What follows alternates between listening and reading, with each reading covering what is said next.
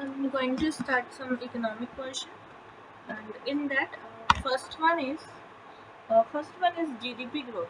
So GDP growth is right now that is 7.8% in April and June period of 2023 and 24. So real and nominal. There's two type of GDP. One is real GDP, and second one is the nominal GDP. Real GDP and nominal GDP, that is mostly Ministry of Statistical and Program Implementation, and GBA is also there. So GBA is generally at the basic price, and GDP is generally at the market price. Market price, okay, and GDP reflector, the nominal GDP that is count in the current price, and the real GDP that is in the constant price, and the constant price the 2011 and 12, that is the year of the base year for the constant price, and GDP and deflector. GDP deflector is a ratio between real and nominal, ratio between nominal and real, real nominal to real. So that is the GDP deflector. It reveals the increase in GDP and higher price rather than the increase in output. So that is increase in GDP rather than output. Okay, so that is about the GDP. So if I'm talking about the calculation of the GDP, GDP calculation is also there. So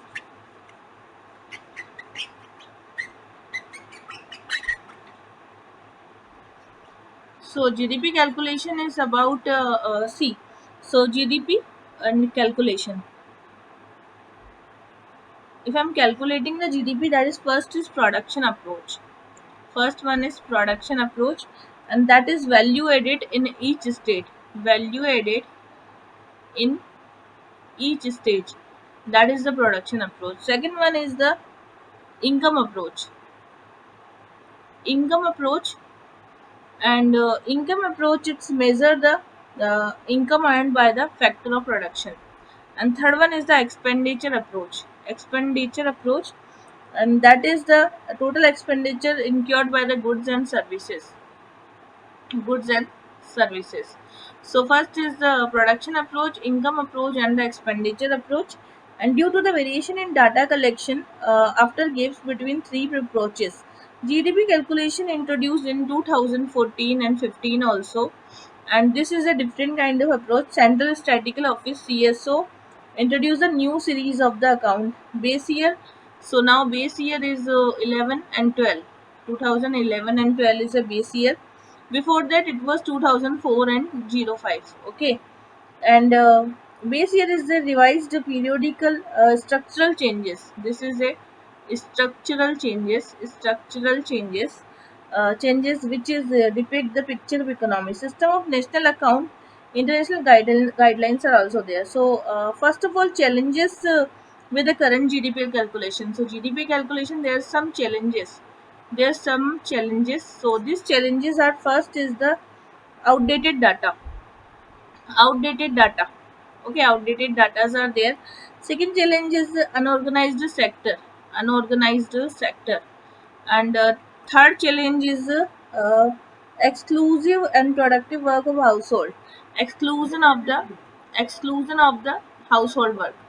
So household work is not in that. Unorganized sector is also not accounting that, and outdated data is also there. So these three parameters are the challenges for the GDP.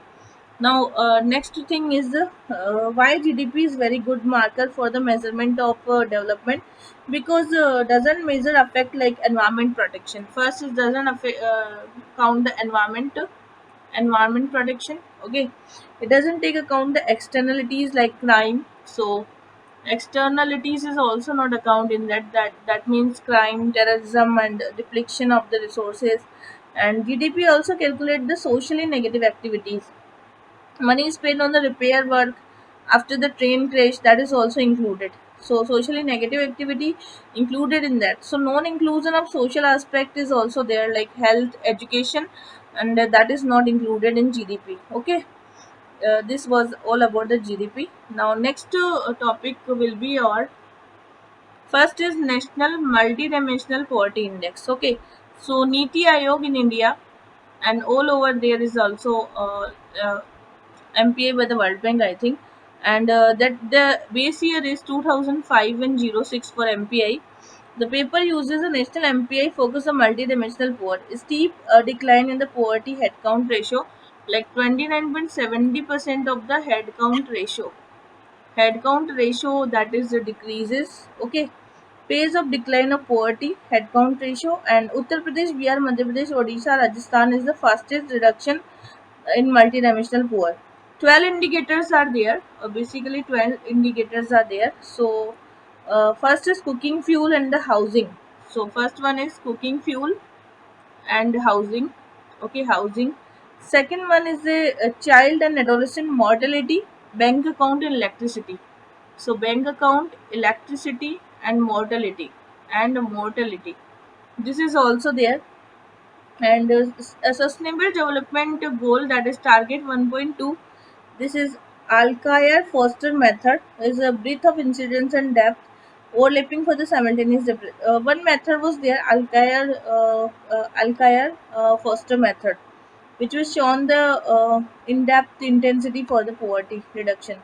And there's a National Family Health Survey 4, and which is counting the multidimensional poverty. So GIRG monitor India performance. GIRG is also there. So GIRG is monitoring the performance of India. It is monitoring the performance of India. And Alkire Foster methodology, Alkire and Foster methodology is also there, which is using for the identification of the cutout counting method. And considering the MPI poor deprivation was before that it was 33.33% poor in India. Now headcount ratio means how many poors are after counting the heads. That is the headcount ratio, like deprivation with the experienced multidimensional poor to compute the intensity. Now, MPI values arrived multiplying the headcount ratio, and there's 12 indicators. First one is health. In health, there's 1 by 6 proportion is given, and in that they given the child adolescent mortality and maternal mortality. In education, there's two indicators are there. One is attendance, and second was the year of schooling. And in standard of living, there's just six indicators almost. First is cooking fuel, sanitation, drinking water, electricity, housing, asset, and bank account. Global multidimensional poverty index, that was 2023. It is released by the UNDP, and this is the Oxford poverty method. So this check the 1.1 billion people are poor, and nearly two-thirds of the all poor middle income countries and low income countries. Like total 10% multidimensionally poor people are there, and the two indicators are more in the India. Now next one is what is direct benefit transfer, DBT. Direct benefit transfer is a cash transfer scheme. Is a cash transfer scheme, like example of Pahel and Magnarega, okay, and National Social Security Scheme, given by the government to individual through the intermediate opening, like public distribution system is also there. Plus, the government to different non-governmental functionaries help facilitate the various government schemes like ASHA and ANM and ICDS and and Anganwadi. Okay, so this is nodal agency is a public finance management system. Cabinet Secretariat, under the Secretariat they are the nodal agency. Aadhaar is a requirement, not mandatory in DBT scheme. So Aadhaar requirement is not mandatory. It is not mandatory.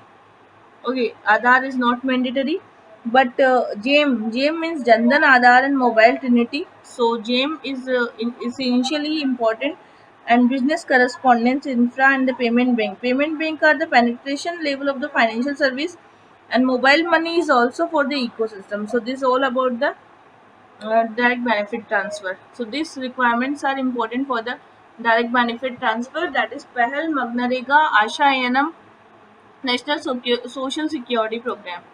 Okay, now next one is a self-help group. Next one is a self-help group. Self-help group. Okay, so self-help group are the Lakpati Didi scheme. You know about the Lakpati and Didi scheme. This Lakpati Didi scheme was a start micro enterprises. They started the micro and enterprises. Okay, so why they are starting under the Ministry of Rural Development. Under the Ministry of Rural Development in 2023, this was started. It at least 1 lakh per annum. The loan will be at least 1 lakh rupees, and per annum 1 lakh rupees will be given. And there was a 88% of the women is based 1.2 crore. Financially intermediary committees are also there. Mahila Arthik Vikas committees, and Loom in Ladakh, and Kadamshri in Kerala, Jivika in Bihar. So Loom, Jivika in Bihar, and Kadamshri and the Kadambashri, that is in Kerala. These are some primary. And now, what is significance of this scheme? First one will be the financial inclusion. So financial inclusion will be there. Second is the women empowerment. Women empowerment will be there. Third is the capacity building. So capacity building will also, they will going to start poverty elevation. Income will be increased. So saving will be increased also. And decline of the informal loan. And informal loan will be decreasing now. Okay, it will decrease 20%. So major initiative promote the SHG, self-help group. Why should be promoted? First SHG is you know what, Upadhyay. Deen Dayal Upadhyay Yojana, that is National Rural Livelihood Mission.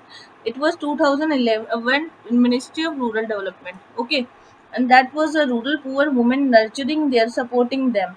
Startup Village. Next one is the Startup Village program, and that was all sectors set up the enterprises, and this is set up the enterprises. Okay, and next one is a Mahila Kisan Sashakti program.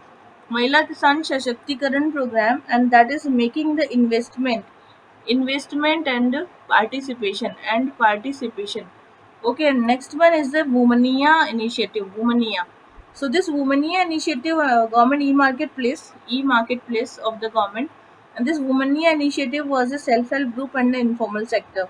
And now next is Women Self-Help Group, Ministry of Rural Development. Ministry of Rural Development, then that was a self-help group of the women. Okay, and this is also providing the agriculture purpose के लिए जो loans होते हैं, drone also providing to the women, and drones are also providing to the women. So these all are important in schemes like startup, like enterprises, Mahila Kisan Sashaktikarana scheme, investment, and National Rural Livelihood Mission, Ministry of Rural Development, Deen Dayal Upadhyay scheme, that is also in the Ministry of Rural Development, and the Womania scheme, that was government e-marketplace, and center sector scheme providing drone to the women, Ministry of Rural Development. Okay, this is the features of this scheme. Now next scheme is related to self-help group bank linkage. So self-help group and bank linkage of the bank with this. Okay, so this project was about the Ministry of Rural Development, and plus bank loans are uh, uh, there's a NABARD. So NABARD is also providing the microfinance to the men and women in 1992, and training to the bank branches, training to the positioning bank sakhis, and based on the repayment mechanism, also on credit linkage is also there. So phase one, that was NABARD acted as a catalyst for this, and phase two, that was a strategic shift of the individual, and phase third. So phase first was started and phase two was started 2006, and phase third was started 2012. So these three phases were there for the self-help group redevelopment. and manpower support, and introduction of the interest subsidy is also there. So removal of the capital subsidy and introduction of the interest subsidy. So now capital subsidies is also removed in that. Okay. And what is microfinance? So microfinance is a micrometer macro view. It is microfinance network that is associated with the non-banking financial company, and that is known as a microfinance non-banking company, microfinance institution. It is referred to the financial service provided to the low income group. So low income peoples are there, and they are also providing the financial service. They are also provided the financial services. Okay. So that's why this is a gross non-performing asset, which was 5.6%, and now it is 2.7%. In FY23 it is 2.7%. So gross NPA of a bank, that is about 2.7%, and the share of the east and northeast, that is 37.7%, northeast area. Banking, that is 37%. So this is quite some facts we know about this. Next is about the fiscal policy. About the fiscal policy, what do you understand about the fiscal policy? So Reserve Bank of India, the report is state finance study of budget. So it is study of budget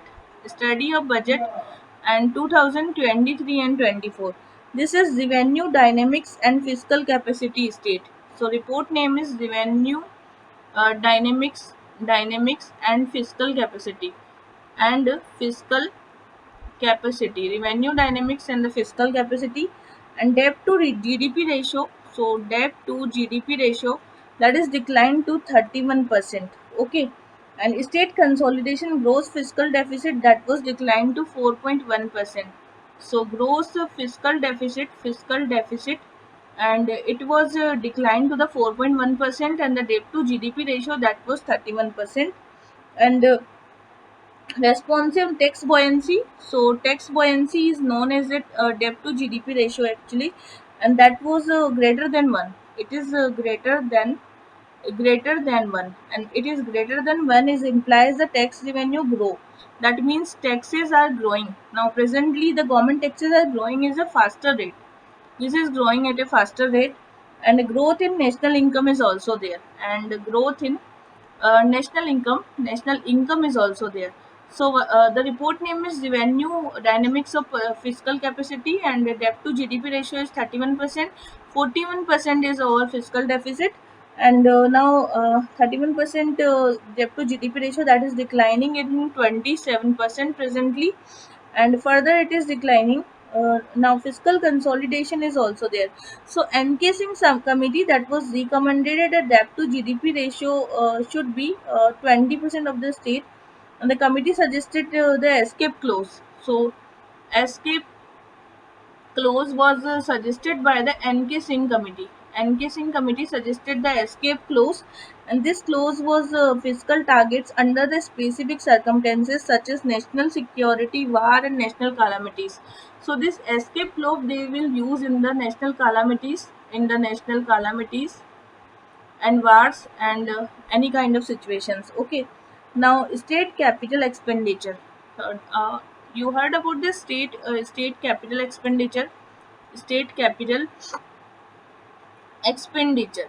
State capital expenditure, what is the capital expenditure? First of all, Ministry of Finance, that was capital investment was 5641 5 crore rupees in the 16 states. Okay, special assistant to the state capital investment was given, and first instituted the 2020 and 2021. So boost the capital spending. First, boost the capital spending should be boosted.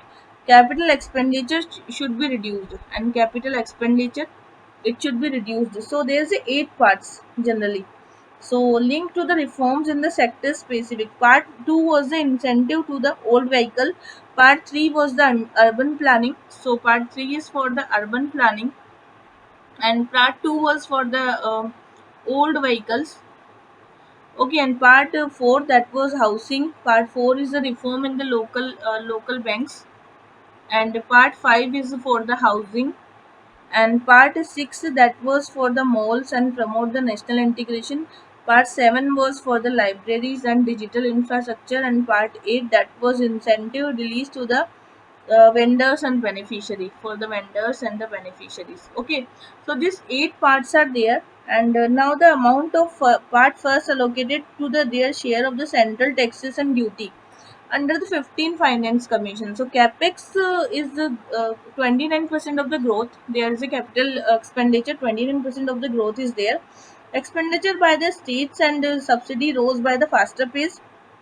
So subsidies is also rose by the faster pace, and the state expenditure is also rose. Okay, and capital outlay to GDP ratio, that is capital to GDP ratio, capital to GDP ratio, that is 22.9% expected. It was 2.3% and presently it is 2.9%. Early releasing the trenches of tax devolution. Now, regulated states borrowing under the article 293, in that they are like state is getting the borrowing from the union government, and that was earlier capex. There was a state front load capex rather than wait till the end of the fiscal.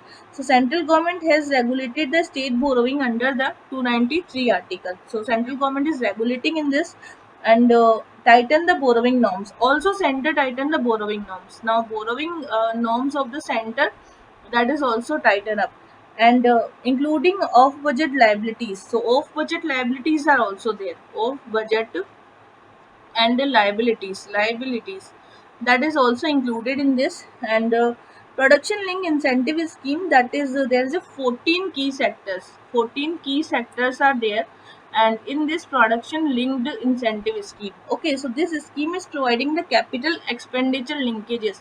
It is providing the capital expenditure linkages to the market. Okay, so what kind of things I told you? The capex is 29% under the Ministry of Finance, and that is capital to GDP ratio, that is quite 2.9 to 2.3% presently. Subsidies are increasing, state expenditure is also increasing, and there's the 12 sectors. Sector 2 is the old vehicle, sector 3 is the urban planning, sector 4 is a uh, that is housing, and after then libraries, digitalization, and vendor and street vendors and all that. So this is about the 12 sectors, 8 sectors. Okay, uh, 8 to 12 sectors are there in this, and after then we discussed about the borrowing limits of the state. So central government give borrowing to the state under the article 293, and presently this is controlling the borrowing is under control, and state capital and capex is 29%. So this is all about we discussed. Public debt. Public debt is now public. What is the public debt? So public debt is a thing, that is International Monetary Fund is the annual Article 4. So IMF Article 4, that is highlighting the India's public debt to GDP ratio, and that is 81% in 2005 and 6, and presently it is 84%. Now again it is 81% in 2020 and 23. Okay, so there is a two type of debt. First is the internal debt, and second is the external debt. Okay, so internal debt is like G security and a T security, and the management of the bills like cash bills are also there, and the non-marketable securities are T bills. T bills are again the small saving funds are also there. T bills are also there. That is non-marketable, and that is the internal debt. And the external debt is and that is most of the external debt is the multilateral agencies such as IDA, IBRD, and ADB. So these three agencies are there for the external debt. Okay. So liabilities are payable by the public debt, that is central government, and against the consolidated fund of India. And there is a 292 article. Government is also providing debt to the states. Central government public debt, that is 57% of the GDP, and that is the central government debt. Okay, central government debt is 57%, and central government debt is 81% of the GDP. It was 81% in 2023 and 23. 2 and 3. Internal debt, that is 94%. 94% is our internal debt. Okay, so this is 94%, So what is highlight about the public debt? What is the highlight about the public debt? First is the fiscal stimuli. Fiscal stimuli is about covering the pandemic, investing the significantly in the infra. So what is fiscal stimuli? It is investing in the infrastructure. Okay, first is in the infrastructure and social welfare. Second one is the social welfare. So we should invest in the infra and the social welfare, and to increase the debt we should reduce the debt also.